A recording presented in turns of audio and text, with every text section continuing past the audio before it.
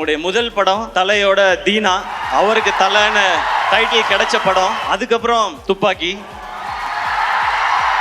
உங்களுடைய முதல் படம் தலையோட தீனா, அவருக்கு தலைன்னு டைட்டில் கிடைச்ச படம். அதுக்கடுத்து நீங்க கேப்டனை வச்சு ரமணா பண்ணீங்க. ஒரு மாஸ் ஹீரோவா இருந்த கேப்டனை மாஸ் லீடரா மாத்தினது ரமணா படமும் அவருடைய அந்த லுக்கும் பர்ஃபார்மன்ஸும். அதுக்கப்புறம் கஜினி, சூர்யா சாரை பயங்கரமா நம்ம ரசிச்சுட்டு இருக்கும்போது அவருக்கு 2 ஷேடு. இந்த பக்கம் வந்து சஞ்சய் ராமசாமின் பயங்கர ஸ்டைலிஷா ஒரு லவர் பாயா ஒரு சைடு, இன்னொரு சைடு அந்த மொரட்டு ஆக்ஷனா அவருடைய லுக். அதுக்கப்புறம் துப்பாக்கி.